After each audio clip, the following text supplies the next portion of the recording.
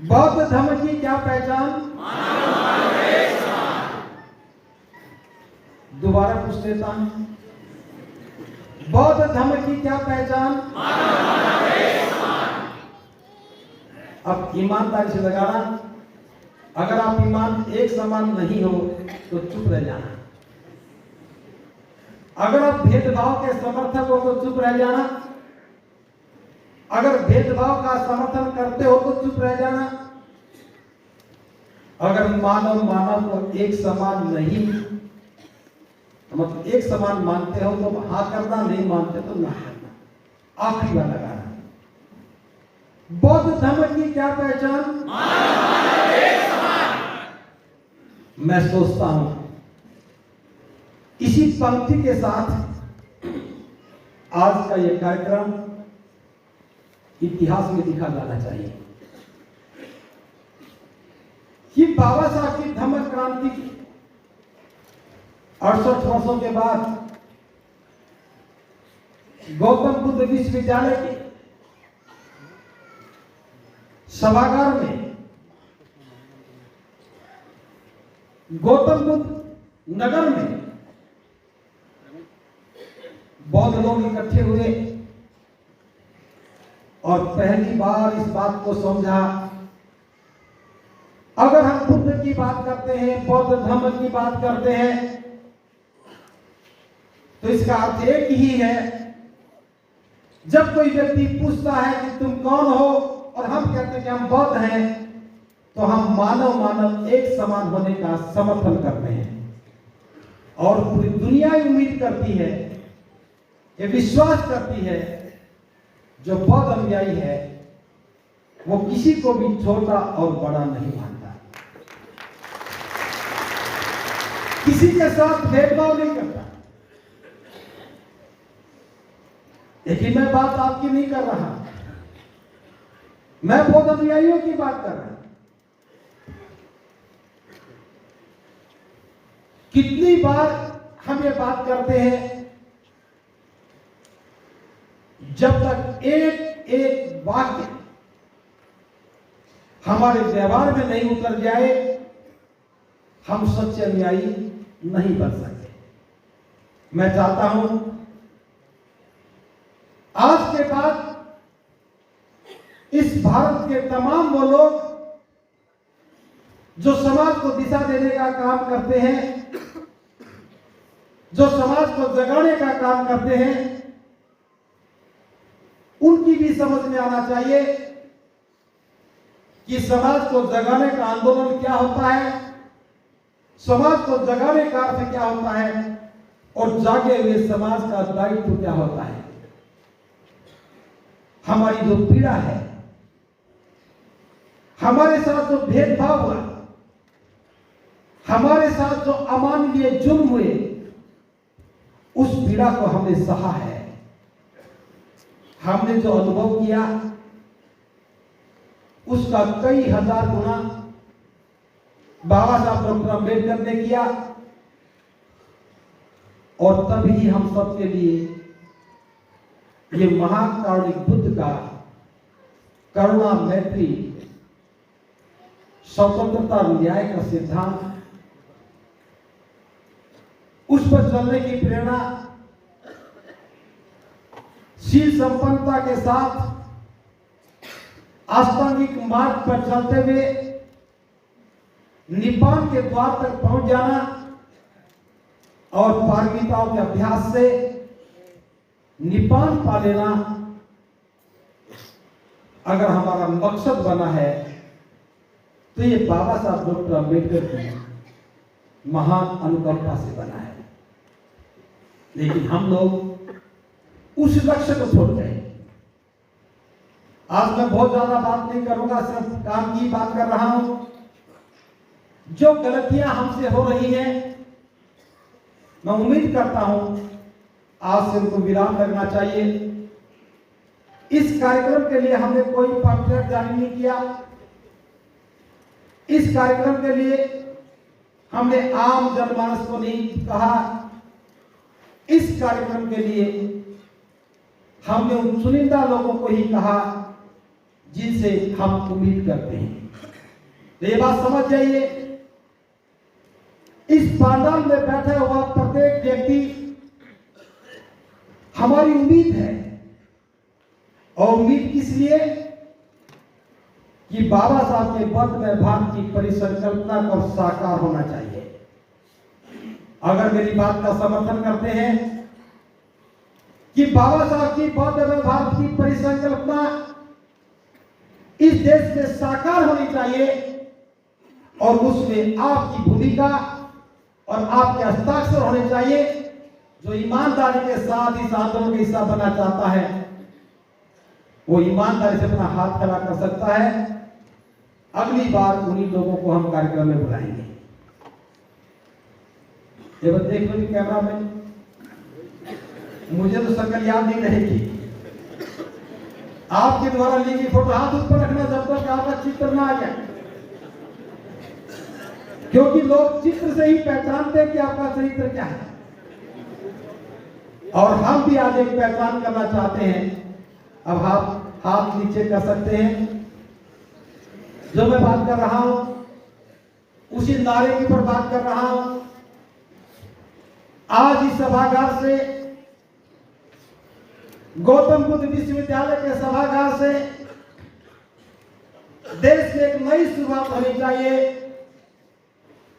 कि जब भी कोई मानव एक समान की बात करे तो उसे बुद्ध के अनुयायी नजर आने चाहिए। तो मैं जो बात आपसे कह रहा हूं, पहली बात, अगर सामाजिक भेद को खत्म करना है, इस सामाजिक भेदभाव को जड़ से नष्ट करना है, तो उसकी बुनियाद में जो है वो हमारी जाति है। अभी तक मैंने बहुत बार सुना, बहुत बार मंचों से सुना, बड़े बड़े सामाजिक कार्यकर्ताओं से सुना कि ये जाति है जो जाति नहीं है। और हम भी यही मान बैठे थे, ये जाति है जो जाति नहीं है। लेकिन मैं बता दूं, ये जाति भी सुन ले और जाति की जड़ों तक भी ये बात जानी चाहिए। अब ये जाति जाएगी और अवश्य जाएगी और आज से ही जाएगी। ये ताली आपने मेरे लिए बजाई है या जाति की विदाई में बजी है? अगर जाति की विदाई में ताली बजी है तो ध्यान से सुनना, ताली वही बजाए जो जाति को छोड़ पाए। एक बार जोर से बजाए।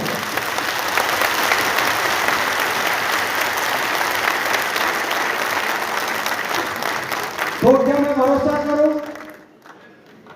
क्या मैं विश्वास करूं कि आज से इस देश में एक ऐसे समाज का निर्माण हो रहा है जिसकी कोई जाति नहीं है और जाति नहीं है।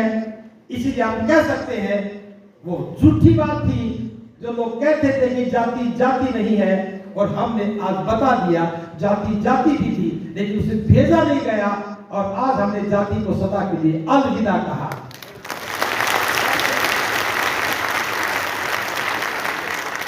अब आपको क्या करना है? इस विदाई का एक दस्तावेज तो होना ही चाहिए,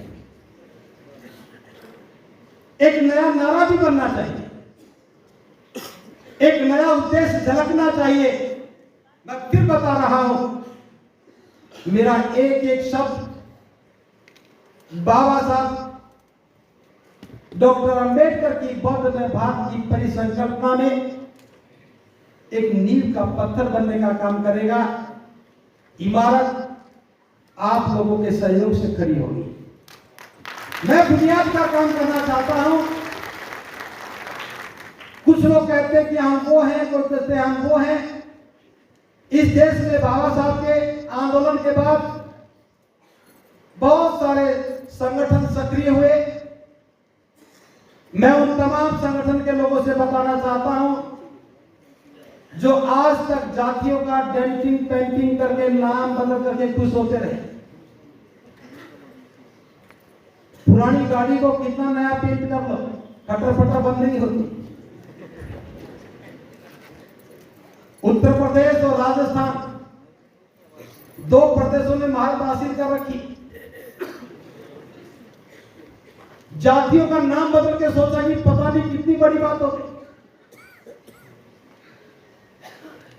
आज हम बाबा साहब को विश्वास दिलाते हुए बहुत महत्वपूर्ण बात करने की घोषणा करने की बात कर रहा हूं। यह बाबा साहब की इच्छा थी, यह बाबा साहब का उद्देश्य था कि भारत में जाति व्यवस्था नष्ट होनी चाहिए, भारत में जाति खत्म होनी चाहिए।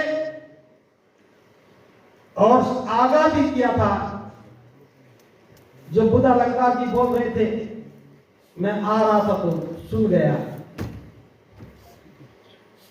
आगाह किया था, जो कमजोर लोग हैं, जो बुज़दिल लोग हैं, जिन्हें कुछ छोड़ने में डर लगता है, वो बौद्ध ना बने। यहां संख्या बढ़ाने का विषय नहीं है, यहां ईमानदारी के साथ बाबा साहब के उद्देश्य की पूर्ति में अपना योगदान देने का विषय है।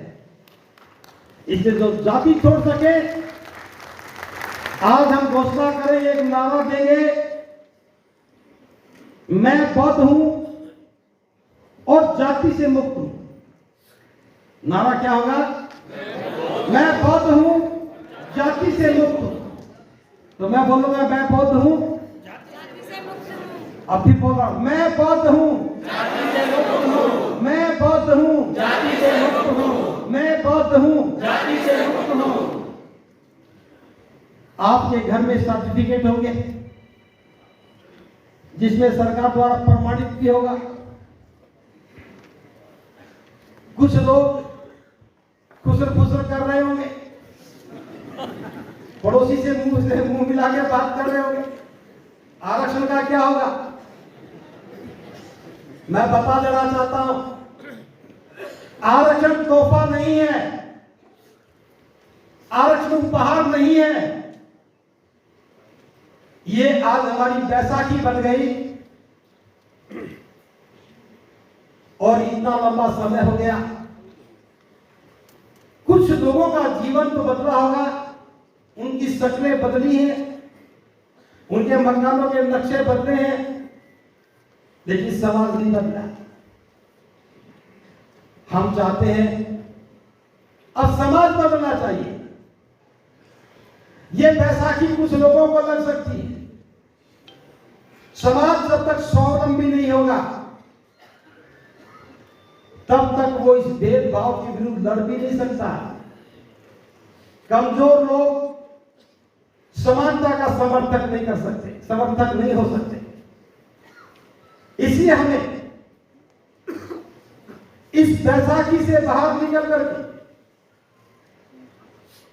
बौद्ध समाज की नींव डाल करके, बौद्ध समाज का निर्माण करके स्वावलंबी बनना होगा।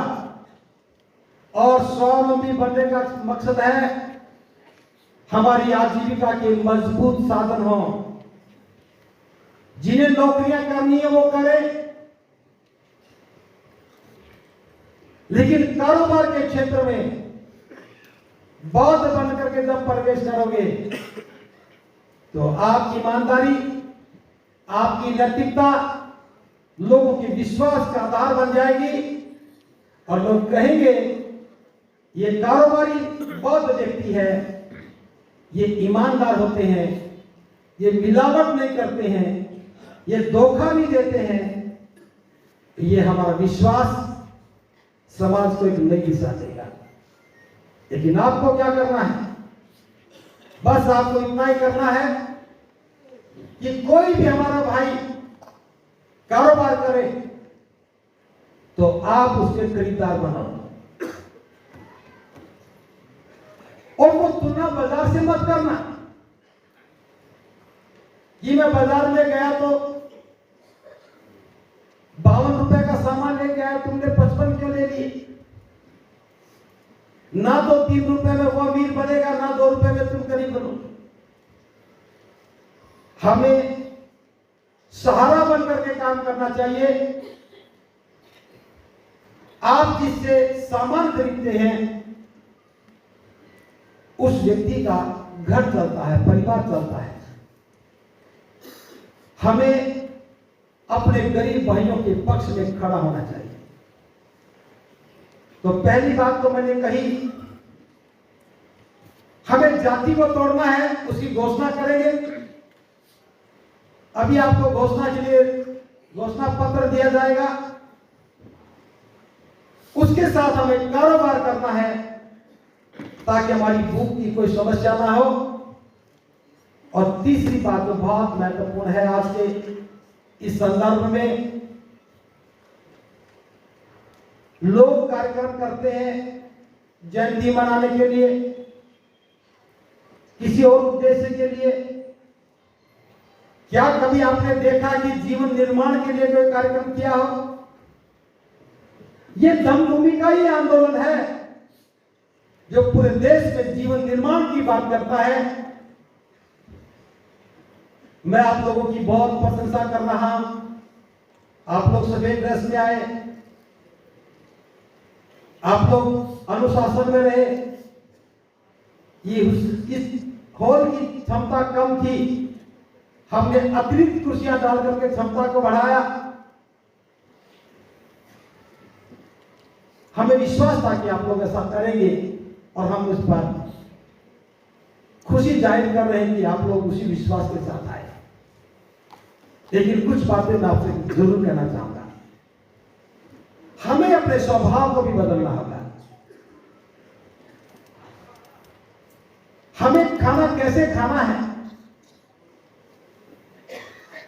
हमें पानी कैसे पीना है, हमें नमन कैसे करना है, संबोधन कैसे करने हैं, यह भी सीखना होगा। आप लोग कहेंगे कि भंते जी कैसी बात कर रहे हैं, मेरी उम्र तो 70 वर्ष है, क्या मैंने खाना खाना नहीं सीखा? जो सीखा वो तो कर ही रहे हो, लेकिन जो हम चाहते हैं वो नहीं सीखा है। हमें बहुत कुछ काम करना है, इसलिए हमें आवश्यकता पड़ी कि बौद्धों का स्वरूप क्या हो, बौद्ध अनुयायियों का व्यक्तित्व क्या हो। मैं आज ये देखता हूं जहां दो भिक्षु भी इकट्ठे हो जाते हैं, किसी को कहा भंते जी यहां बैठ जा, किसी ने कहा भंते जी उठ जाओ, क्रोध शुरू। उपासकों को भी कहा कि ऐसा मत करो, तो क्रोधित हो गए। पुस्तक विक्रेताओं को मैंने कहा कि पुस्तक के मत में जो बाकी सब है तो सारा बिकवाऊंगा, और सारे मुझसे झगड़ पड़े। हम क्या सिखा रहे हैं? करुणा और मैत्री कहां से आएगी? करुणा और मैत्री का कोई बाजार नहीं है। दुनिया के किसी भी बाजार में करुणा और मैत्री नहीं दिखती है। ये करुणा और मैत्री हमारे अपने अंदर से पैदा होती है। हमें करुणा मैत्री पर काम करना है। और मैं केवल भिक्षु भिक्षुणियों की बात नहीं कर रहा हूं, मैं तमाम बौद्ध उपासक उपासिकाओं की बात कर रहा हूं। हम लोगों को अब अपने स्वभाव और व्यवहार में बदलाव करना होगा। हम दो रास्ते पर एक साथ चल रहे हैं, ये बात बताना मैं बहुत जरूरी समझता हूं। सफेद कपड़े पहन करके हम बहुत नजर आते हैं। जब घर में बच्चे की शादी होती है तो कार्ड पर भी पता लगता है कि हम बौद्ध हैं, लेकिन चुपचाप बहाना बना करके लड़की वाला नहीं माना, मेरी मजबूरी है, लड़के वाला नहीं माना, मेरी मजबूरी है, और दोनों मजबूरी का बहाना बना करके उसी परंपराओं में चले जाते हैं जिनसे बाहर निकलने का हमारा प्रयास था।